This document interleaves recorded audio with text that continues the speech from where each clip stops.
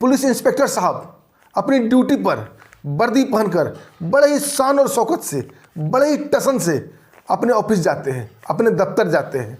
लेकिन थाने में पहुंचते ही, थाने में उनको देखते ही लोग कानाफूसी शुरू कर देते हैं। इंस्पेक्टर साहब को झटका तो तब लगता है जब उनके ही थाने के कोई भी सिपाही उनको देखकर उन्हें सैल्यूट नहीं करता।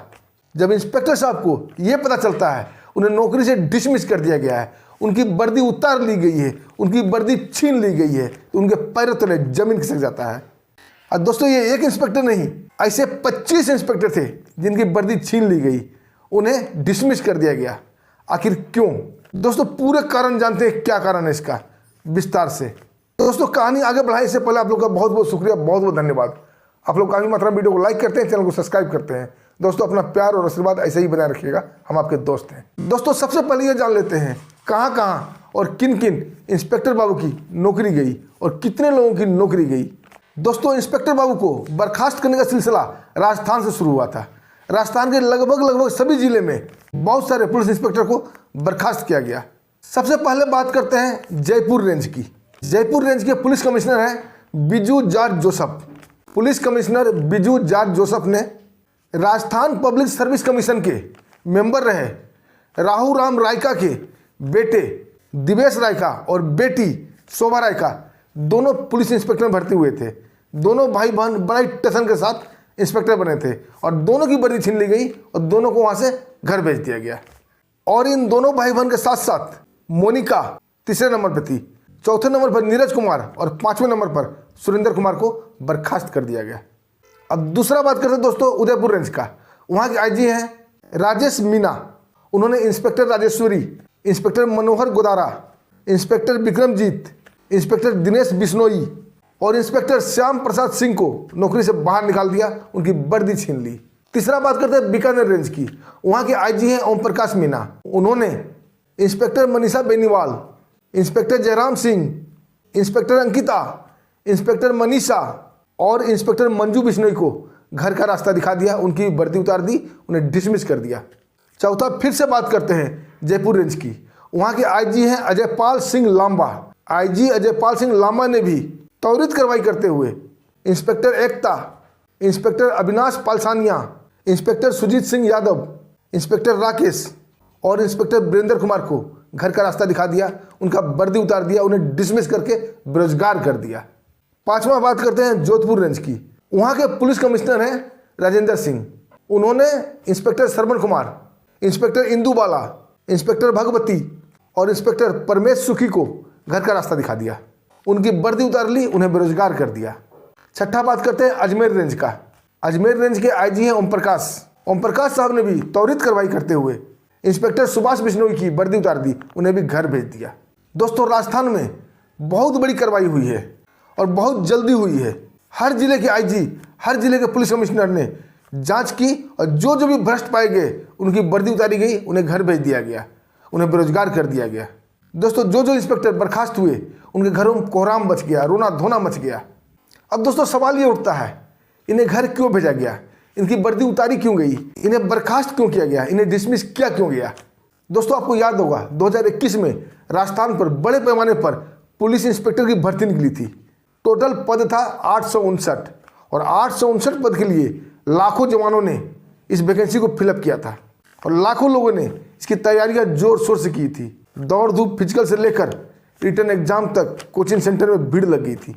और आपको याद होगा दोस्तों सितंबर 2021 में 13 सितंबर, 14 सितंबर और 15 सितंबर को सब इंस्पेक्टर का भर्ती के लिए एग्जाम शुरू हो गया था और दिसंबर 2021 में इसका रिजल्ट भी आ गया था। मतलब बहुत जल्दी एक्शन हुआ था। लेकिन दोस्तों इसके आगे का प्रोसेस, जो भी सरकारी प्रोसेस है, इंटरव्यू जो भी है, ये सब होते होते थोड़ा वक्त लग गया था, यानी 1 साल का वक्त लगा था। फाइनल रिजल्ट बन के आया था जून 2023 में, यानी जून 2023 में इन सब की ज्वाइनिंग शुरू हो गई थी। अब दोस्तों 859 लोग जो कि इंस्पेक्टर बने थे, इनके घरों में ढोल नगाड़े बजना शुरू हो गए थे। इनके घर में शादी के लिए रिश्ता आना शुरू हो गए थे। दहेज का डिमांड बढ़ गया था। गांव में, समाज में, घर में इज्जत बढ़ गई थी इनकी कि इनके घर से भी इंस्पेक्टर बाबू हैं। लेकिन दोस्तों दूसरी तरफ राजस्थान में एक विद्रोह हो गया था और भी स्टूडेंट ने विद्रोह शुरू कर दिया था कि इस एग्जाम में फर्जी बढ़ा हुआ है, बड़े पैमाने पर क्वेश्चन लीक किया गया है। दोस्तों पहले तो इनकी बातों पर ध्यान नहीं दिया गया, लेकिन जब संख्या बढ़ती गई और प्रोटेस्ट शुरू हो गया तब सरकार ने इस पर ध्यान दिया और एक SIT की गठन कर दी और SIT ने त्वरित कार्रवाई करते हुए इसकी जांच भी शुरू कर दी। और दोस्तों जांच का जो रिपोर्ट आया वो बहुत ही चौंका देने वाला रिजल्ट था। जो भाई राजस्थान से हैं वो जानते होंगे, जयपुर में एक स्कूल है जो कि हसनपुरा इलाके में है और उस स्कूल का नाम है रविंद्र बाल भारती सीनियर सेकेंडरी स्कूल। और इसी स्कूल से खेल शुरू हुआ था क्योंकि इस स्कूल को स्ट्रॉन्ग रूम बनाया गया था। दोस्तों आपको पता है जहाँ स्ट्रॉन्ग रूम बनता है वहाँ पर पेपर ला कर रखे जाते हैं और उस रूम को सील कर दिया जाता है, यानी कि अंदर कोई व्यक्ति जा ना सके और अंदर से बाहर कोई व्यक्ति आ ना सके। और सील करने के बाद वहाँ पहरा लगा दिया जाता है और ये स्ट्रॉन्ग रूम उसी दिन खोला जाता है जिस दिन एग्जाम होता है और तुरंत क्वेश्चन फाड़ा जाता है और क्वेश्चन बांटा जाता है। और जो पुलिस इंस्पेक्टर का एग्जाम लेने वाले थे, जो सुपरिटेंडेंट थे, वो राजेश खंडेवाल थे। तभी उनसे एक 4th ग्रेड कर्मचारी विवेक नामक, उसका नाम था विवेक, आके इनसे मिलता है और बोलता है साहब आपसे कुछ बात करनी है। बोला आप अगर क्वेश्चन फाड़ के उसका एक फ़ोटो दे देते हो तो आपको एक बार में 10 लाख रुपये दे दिया जाएगा। आपने अभी तक इतना रुपया कमाया नहीं होगा। और दोस्तों राजेश खंडेलवाल साहब लालच में आ जाते हैं और वो प्रिंसिपल के साथ मिलकर एक प्लानिंग बनाते हैं। उनको पता था कि स्ट्रॉन्ग रूम कहाँ बनना है, कौन सा कमरा में बनना है। दोस्तों उस कमरे में जहाँ स्ट्रॉन्ग रूम बनाया जाना था विवेक को पहले ही छुपा दिया जाता है, जो कि मोबाइल लेके था लेकिन मोबाइल को स्विच ऑफ रखा था। जैसे ही कमरा को, स्ट्रॉन्ग रूम को सील कर दिया जाता है, विवेक उठता है, बाहर निकलता है, अपना मोबाइल को ऑन करता है। उसके बाद जो पेपर था उसमें एक कट लगाता है, एक चीरा लगाता है मामूली सा। उसके बाद एक पेपर निकालता है, उसका फोटो खींचता है। अब फोटो खींचने के बाद पेपर को फिर वापस ऐसे ही रख देता है और जहाँ चीरा लगाया था वहाँ एक टेप चिपका देता है और पेपर का जो फोटो खींचा था व्हाट्सएप के माध्यम से वो जगदीश के पास फोटो भेज देता है। जगदीश कौन था दोस्तों? जगदीश था दलाल, जो कि हजारों युवक से, किसी से लाख, किसी से कुछ, किसी से 25 लाख, किसी से 20 लाख रुपया लेके बैठा हुआ था। जगदीश के पास जैसे ही फोटो आता है तुरंत वो एग्जाम सोल्वर के पास फोटो भेज देता है। वो पहले से ही रेडी रखा था एग्जाम सोल्वर को और एग्जाम सोल्वर घंटे भर के अंदर सभी क्वेश्चन का आंसर सोल्व करके वापस जगदीश के पास भेज देते हैं। और जगदीश फिर क्या करता है, जिन जिन बाबू से पैसा लिया था, जिन जिन स्टूडेंट से पैसा लिया था, उन सबको ये पेपर भेज देता है। उन्हें एग्जाम का पेपर रटवाया जाता है, उन्हें क्वेश्चन याद करवाए जाते हैं। अब फिर ये जाकर एग्जाम हॉल में बैठते हैं। रटाया क्वेश्चन था, फटाफट एग्जाम बिल्कुल सही दे देते हैं और दोस्तों ये पास भी कर जाते हैं। और जब ये भेद खुलता है, जब जगदीश पकड़ा जाता है, विवेक पकड़ा जाता है और ये राजेश खंडेलवाल साहब जो कि सुप्रिटेंडेंट से ये भी पकड़े जाते हैं, तो सारा भेद खुल जाता है और सब नाम उजागर हो जाता है कि कहाँ कहाँ व्हाट्सएप के माध्यम से किस किस स्टूडेंट को ये फोटो भेजा गया था। और दोस्तों सबके ऊपर कार्रवाई शुरू हो गई है। अभी तक तो 25 लोगों को ही बाहर निकाला गया है। दोस्तों बहुत लोगों के ऊपर गाज गिरेगी।